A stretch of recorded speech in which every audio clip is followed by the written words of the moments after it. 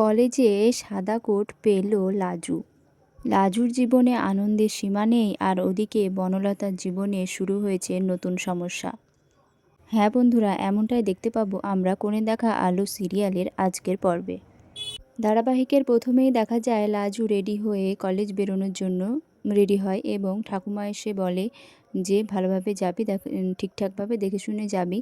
তারপরে সেখানে অনু আসে এবং অনুও কিছু কথাবার্তা বলে রাজুকে ঠাট্টা তামাশা করতে থাকে, কারণ লাজুকে যারা বলেছিল গ্রামের বেটি, এরকম সব কথা বলে লাজুকে হাসাতে থাকে। তখন লাজু বলে, তুমিও ওরকম বলছো? এইসব বলার পরে লাজু বেরিয়ে পড়ে। কলেজে ঢুকেই লাজুদের অ্যানাটমির ক্লাস শুরু হয় এবং স্যার যখন প্রেজেন্ট করে লাজু উপস্থিত বলাতে সেটা নিয়ে আবার সবাই হাসাহাসি করে। তখন লাজু আবার সবার মতোই আগের মতোই জবাব দেয়। ছাত্রটি ব্যঙ্গ করে বলে, এসেছি স্যার, এসেছি স্যার, এরকমভাবে। তখন লাজু বলে, হয়েছে, চেষ্টা করো, তবে পুরোপুরি পারোনি। কারণ লাজু বোঝাতে চায় যে তার মতো করে, লাজুর মতো করে ছেলেটা বলতে পারেনি। তারপরে অ্যানাটমি স্যার লাজুকে অ্যানাটমি বিষয়ে জিজ্ঞাসা করে। তখন লাজু তার সহজ সরল ভাষায় সেটার উত্তর দেয়। তখন নীলাদ্র বলে ছেলেটি লাজুকে যে সবসময় অপমান করার চেষ্টা করে, লাজুর সাথে পাঙ্গা দিতে যায়, তখন সে স্যারকে বলে যে স্যার, ও কি বলল কিছুই তো বুঝলাম না। অথচ লাজু সেটা বাংলাতেই বলেছিল। তখন স্যার বলে, তুমিই বলো কি বলল, তুমি কি বোঝো অ্যানাটমি বিষয়ে? তখন ছেলেটি ইংরেজিতে সমস্তটা বলে। তখন স্যার বলে, এই তো লাজু যেটা বাংলায় বলল, তুমি সেটা কি সুন্দর ইংরেজিতে ট্রান্সলেট করে দিলে, এটাই অ্যানাটমি। তোমরা দুজনেই ভালো বলেছ। তারপরে স্যার বলে, আমি এখানে হাড়ের 206টি হাড় আছে, তোমরা সবাই জানো। এই হাড়ের প্রত্যেকটি নাম আমি তোমাদেরকে ধরবো।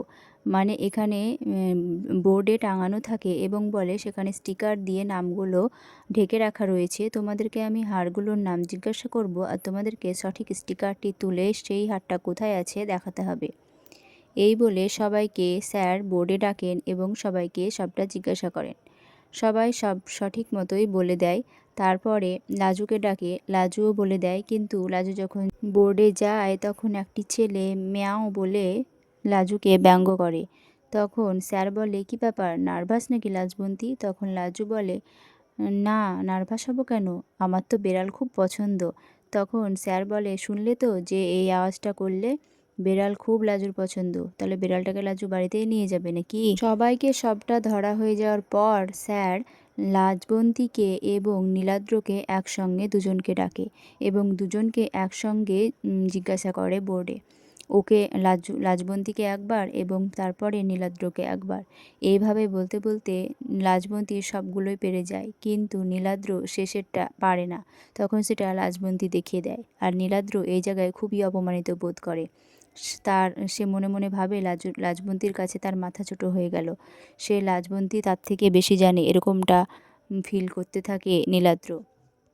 তখন স্যার বলে, তোমরা দুজনেই খুব ভালো বলেছো, তোমরা দুজনেই আমাদের কলেজের জন্য গর্ব, যে কোনো কলেজের জন্য গর্ব, কারণ তোমাদের দুজনেরই খুব ভালো মাথা। তো বন্ধুরা, তাহলে কি এই নীলাদ্র আর লাজবন্তীর সঙ্গেই এবার পরবর্তী লড়াই আরও বেশি হবে, নাকি দুজনেই বন্ধু হয়ে যাবে? তারপরে স্যার বলেন, আজকে তোমাদের কাছে একটা বিশেষ দিন, তোমাদের সকলকে আজকে সাদা কোট দেওয়া হবে।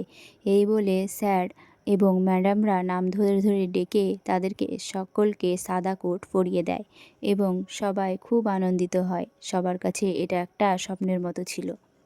ওদিকে বনলতাকে ফোন করে ময়ূক বলে, খুব বিপদে পড়েছি, আমার 15 লাখ টাকা লাগবে, কোথায় থেকে দেবে এবার বনলতা?